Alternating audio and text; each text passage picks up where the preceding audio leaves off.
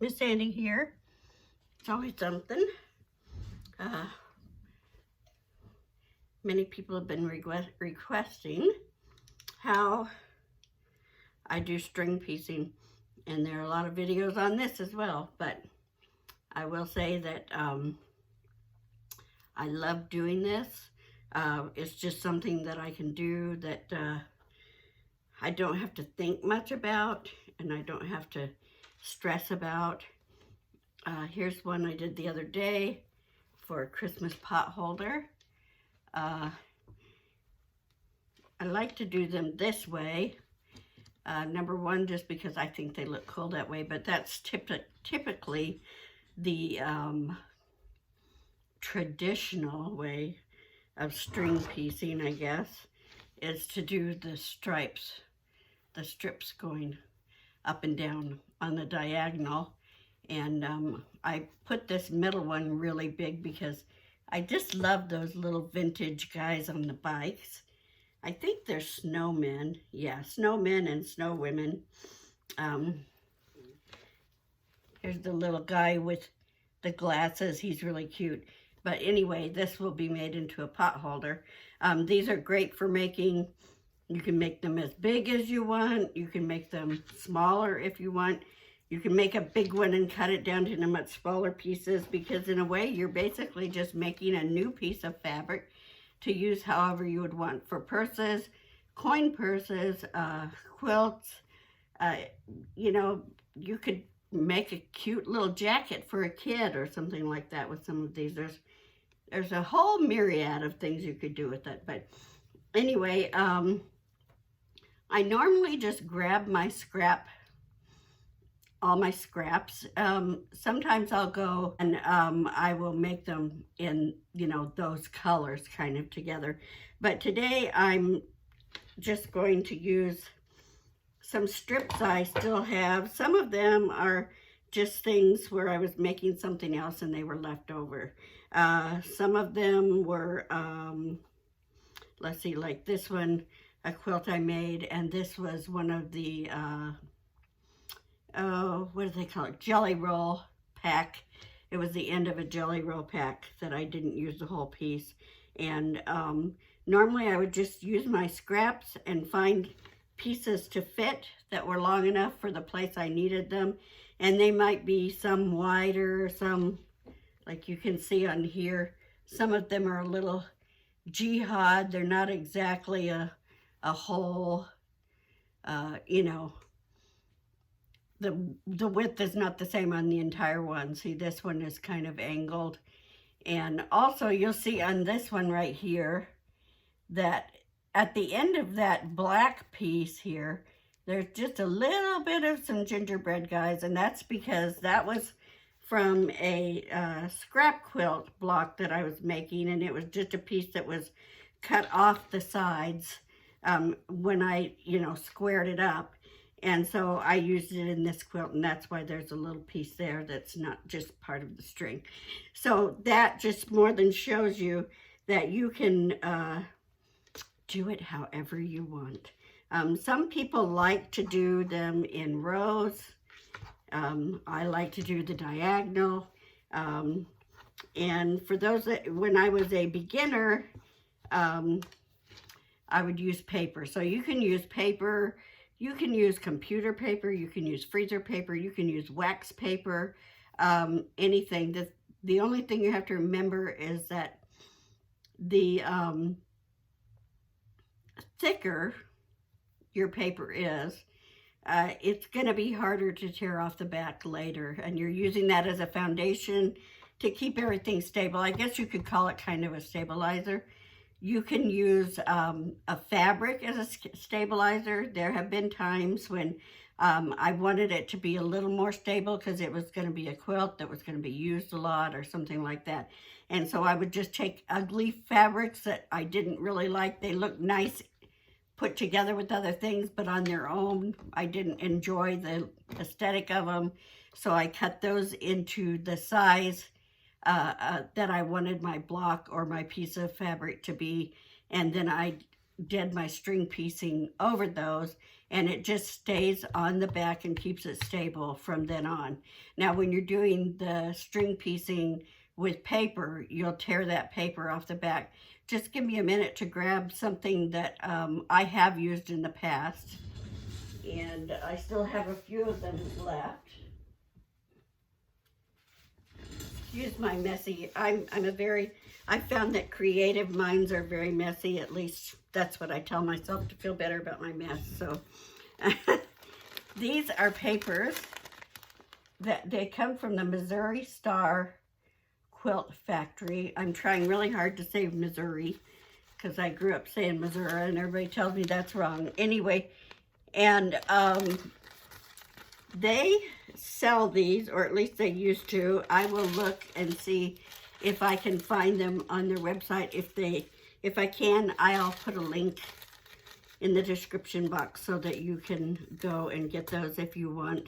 And they're nice, and they're just a little bit heavier than like tissue paper that you would, you know, the tissue wrapping paper that you stuff down in the bags to make them look all pretty.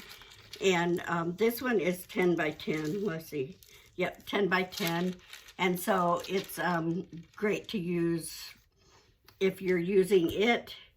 You can use it in conjunction with the, what do they call those? The cake packs or whatever. When you're buying the pre-cuts, the 10 by 10s.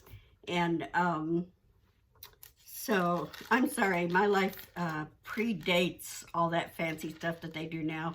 I love it. I buy it when I want to. A lot of times I just can't see myself spending that much money on something just because somebody else cut it for me. But there are times when I'm terribly happy to have that. So anyway, on we go. We're going to string piece today. So basically, let me get my sewing machine.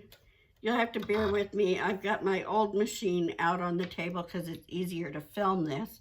And it works a little differently than my new one. It's not so highfalutin. I can't push a button and have it cut the threads for me. So I may be having to remember to do that a few times. You want to start with a piece of fabric that is going to be long enough for the middle. But you also have to be thinking kind of that middle piece is your, I don't know, I guess you would call it your anchor piece. And you just, you know, you're thinking what color would I want everybody's eye to immediately go to. But it looks like, I think, oh, here's a piece that's long and it's pretty wide too.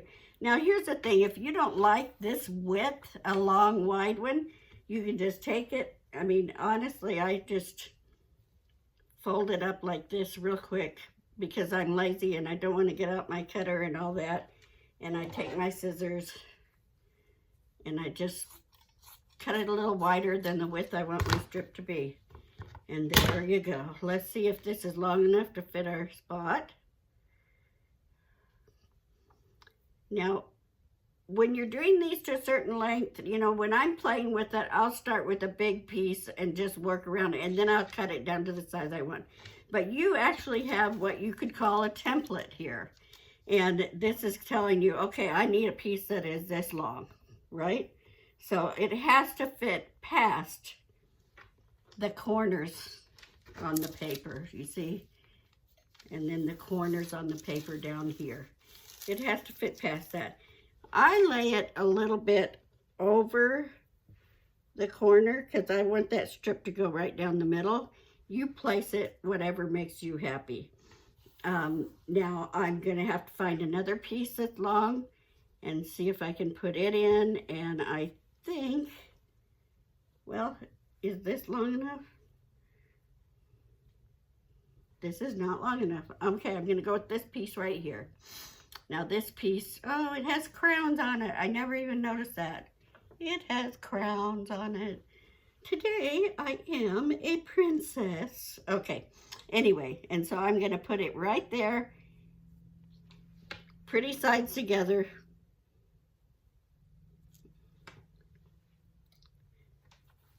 Now I will tell you when you start doing this more, I'm going to have to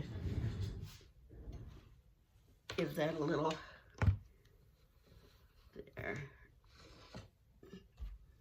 Now, I will tell you that when you're doing this without a foundation, or even if you're using a foundation, but you're using strips of fabric that one end might be wider than the other and all that, you know, or it's something you cut out a dress for a little girl. So when you put it on there, you notice that it's got a thing in it, you know, an arch like that. You just need to make sure that the starting point and the ending point, that this top piece is actually covering a full seam allowance on the bottom, with the bottom piece of fabric. And I'll show you what I mean later. I'll try to grab a piece of something that's a little warpier shape and do that. But anyway, basically, easy peasy. Just pull it over here, put it on your machine. You can do a seam allowance that makes you feel comfortable. You know, a lot of quilters will always go for a 1/4 inch, and that's fine, and that's usually about what I do. But you can do 3/4 if you want. You can do a 1/2 inch. Whatever makes you feel comfortable. Just keep in mind that the wider you make that seam, the more fabric you're using up that's not going to show. But that's why a 1/4 inch is pretty darn good. Okay, so basically just through the machine you go. Ooh, I have my stitch speed slowed way down. There we go.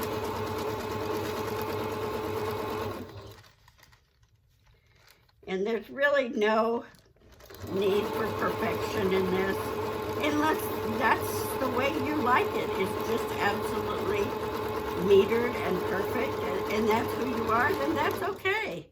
It's okay. It's your project. Do it how you want.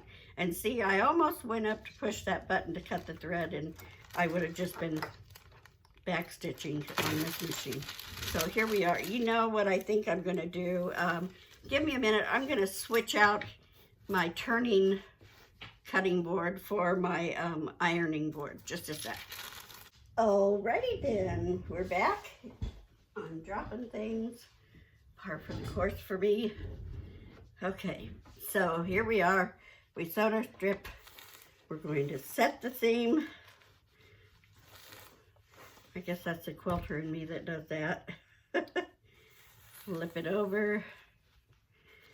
And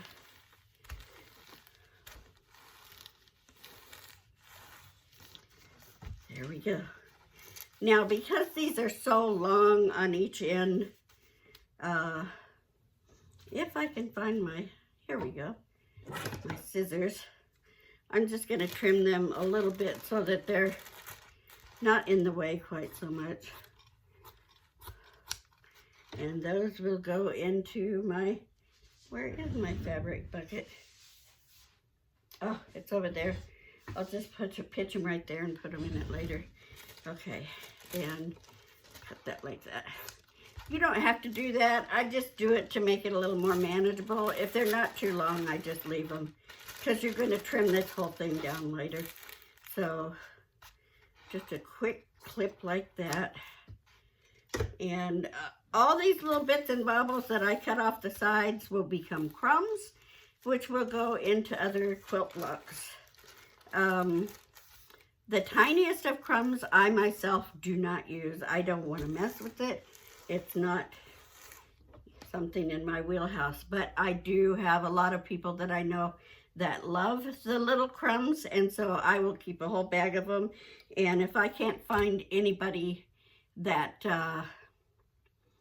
wants them, then I'll just wait till I have a couple of pounds of them, and then I'll sell them on Mercari. So you're gonna see, you're gonna learn the classic mistake. And there it is. Do you see what I did? I wasn't paying attention because I was talking to you. And there we go. I missed the very end. I didn't pull my strip down far enough. And so that's okay. All that's going to do is I'm going to say to myself, It's just enough that it will do fine for a seam allowance for a pot holder or the like. It's less than 1/4 of an inch on both sides, so I'm not going to worry about it. If I thought it was going to be an issue, I would just cut this to a 9.5 or 9-inch block and use it for something different than, or a smaller pot holder. I like to make pot holders in this 10-inch size because I just love having them so big to, you know, lay things on the table and things like that. So anyway, so that was a faux pas. It's made off, and if it bothers you, you can pick it out and go for it. I'll send you all my ones that I don't want to pick out. Okay, so next, I'm just going to see what I can find that's long enough. I might save it. No, I'll do it. Okay, I'm going to put that right there, and I'm just basically going to do the same thing. I'm going to put it along there, sew a seam. Now, you'll see that sometimes you have one that's not very long, if I can find one. I'll show you that in a minute because I don't want to waste these. So, okay, I guess I'm just going to put that right along there. I'm going to sew it down, and we'll come back, and then I'll have a shorter one, and I can tell you, well, actually, this might work. Yay, Sandy. Okay, so here I have my, this is not a very good color to see. This will work. Okay, you see this one, it looks like it might be long enough because it goes from side to side, but it doesn't quite reach the ends. And so also, another way to test to see is to fold it over the seam allowance that you're going to take. I'm going to burn myself, and that will be fun. And see if it fits all the way across and covers all that paper, even down here on these edges.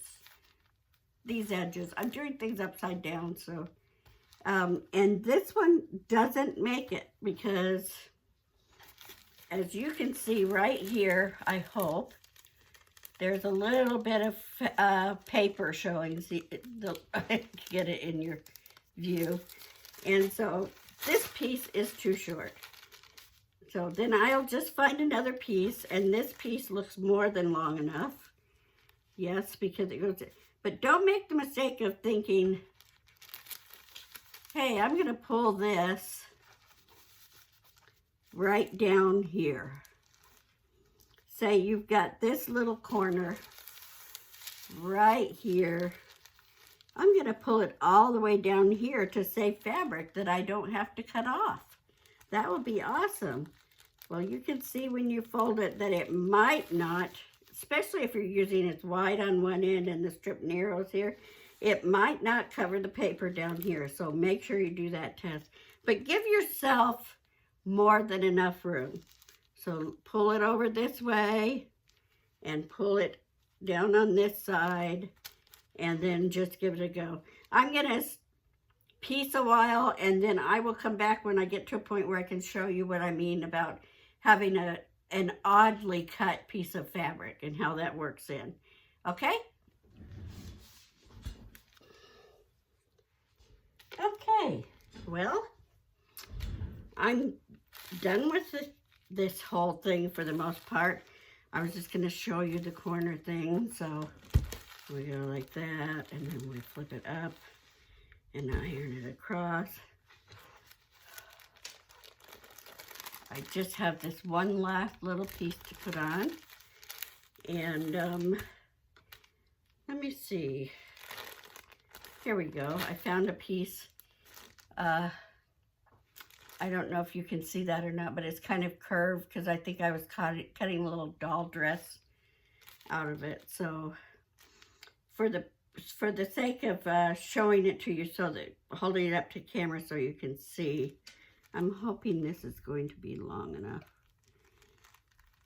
It is not. It's not going to go the whole corner. So I'm going to add one more strip right here real quick.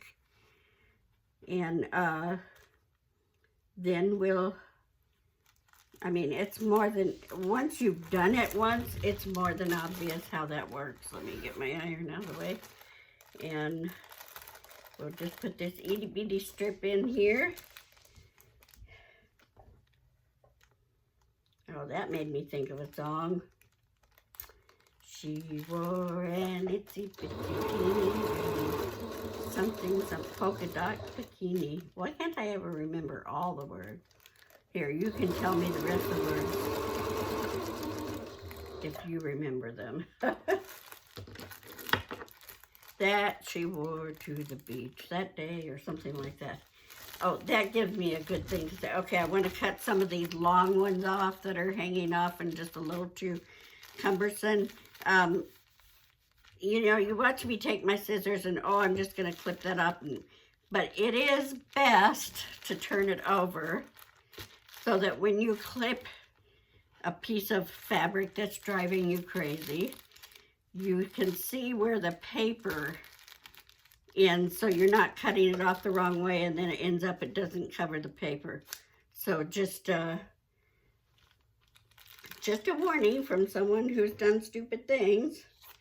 Okay, got that one too. All right, now I'm gonna turn this over. I sewed that little piece on. I'm gonna iron it, push it down. Whoops, did I put that? Yeah, it's one of those fabrics that looks faded.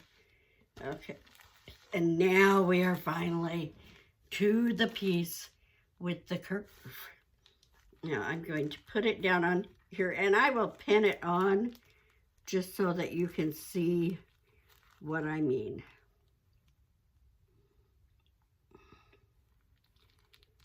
Okay, I think that's going to, once I do my seam, I think that's going to cover my corner. Great.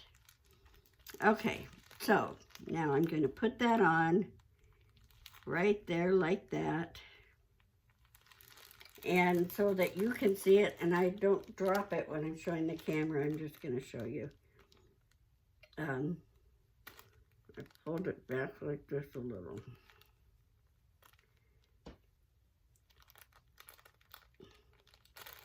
I've never pinned through this paper before. There we go.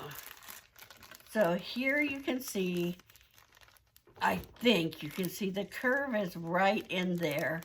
And I've overlapped it so that the strip before it is kind of hanging out beyond it. And then when you sew the seam, you're going to sew a wider seam so that when you get to that middle part where there's no fabric on this, your seam is wide enough that it's giving you your 1/4 inch seam allowance or whatever past that dip. And I'll show you, let me sew it and then I'll try to hold it up to the camera and show you. I've got to figure out a different camera thing.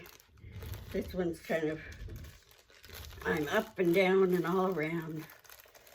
Okay.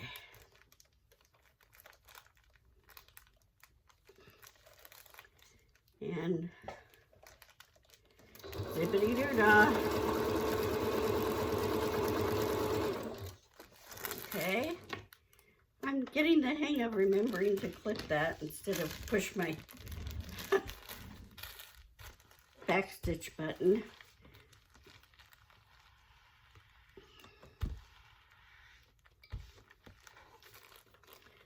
Okay, now that may look a little strange to you because it's not, it makes the strip before it look funny.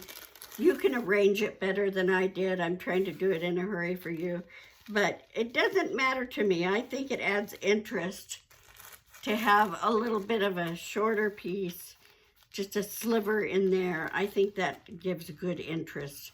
But anyway, I will try to show you on this side because the seam is there.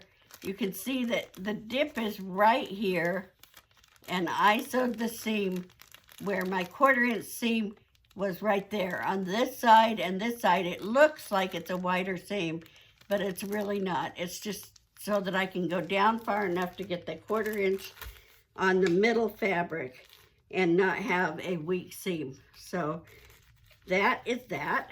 Now, what you have when you get done is something that looks like this with all the jaggeds on the outside, and you're just going to turn it over just like this. I would say that most people nowadays would use a rotary cutter and just go around, and I have done that on occasion.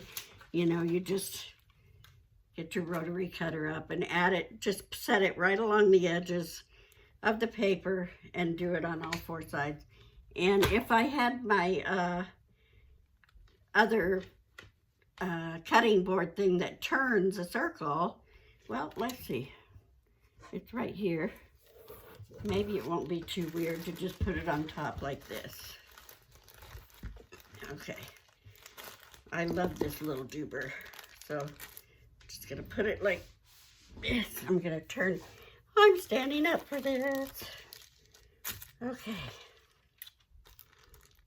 I'm just going to put that right up against the edge of the paper. Normally, I'm just sitting at my sewing machine, and I just cut these down with my scissors because I was sewing many years before rotary cutting was a big deal, and I've just always used my scissors. So you just cut right along the paper.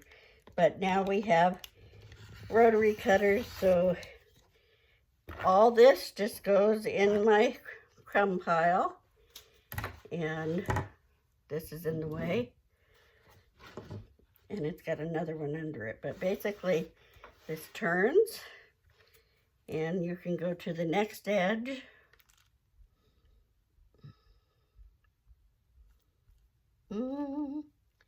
If you're old like me and your eyes don't see so well,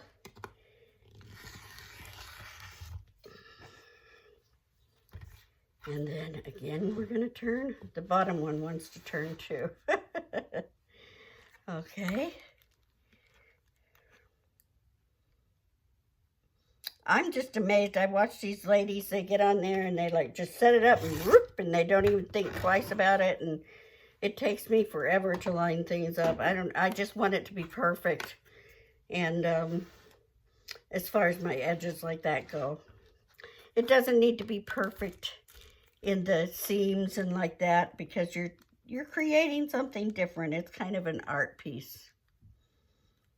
So to me, it's not that big of a hassle of a problem to have it, you know, they're not all the same width and all that. So, okay, all that's done, and now I have my block, and then all you do after that is just kind of take I try to make sure I kind of hold on to the seams, and if you need to, you can fold them back a little and pull them off, just like that.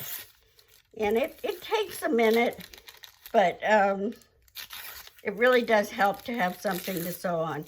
I don't always do it this way. Sometimes I just sit at my machine with my bag of rags, so to speak, and just piece them together, and then I don't have to tear this stuff off the top. But when you're beginning and you're trying to get an idea of how to keep all the lines straight, it does great.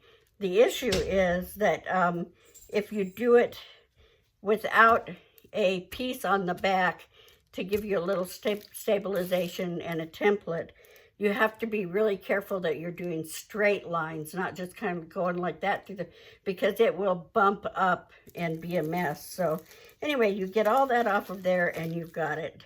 You've got it. So if you remember before, I showed you a corner where the remember that little corner up there that I said does not have any? So that's what it's going to look like. Now, I showed you, I did on the other side, I had a similar, where at the end I only had a little bit left. So I just sewed another piece of fabric in. And so you can do that on that edge as well if that bothers you. So that is how I string piece. It's fun to do. A few things I would say is, you know, some people like a little more order in the way they do it. So you can lay everything out before and know exactly how you want to do it. You can have everything the same width. You can do lots of different widths. You can use complementary colors, or you can just stay in one color theme. You can go monochromatic, whatever it is you want to do. I would say though that you have to be careful about the type of fabrics you use together, and especially about the type of fabric that you put on behind if you use a fabric as a stabilizer. Because if they are very different in their cotton versus polyester and all that content, and you wash it, it may be that the front will scrunch up and it'll be all bumpy, or the back piece will scrunch up and just make it a mess too. So just try to stay in this similar realm of types of fabrics, like, you know, mostly cotton or cotton. Almost everything I work with is cotton, as far as scraps that I would use for this. So we are done. I had a little fun. I may just sit down and make a few more just to relax and have something to do. I like to do them when I don't have a pattern or something that I absolutely have to follow to make it work right. It's just more relaxing to me. So all of that is behind us now. And this is Miss Sandy saying, it's always something. Hey, just a few more tips I thought of real quick before you go. The shorter, if you have strips that have less width than this, they're going to be a little harder to pull the paper off of. It's just going to take you a little more time. I use a eraser or something to get it started, and then you can just pull it. And also, all of these little bitty bits, you don't have to work to get every bit of those little paper pieces off. I don't know if you can see some right there, right here in this corner, because after a wash or two, those just dissolve and go away, and you don't have any more issues with it. So I hope you enjoy this, and I would love to see some of what you do. So all right, you have a wonderful day. Bye.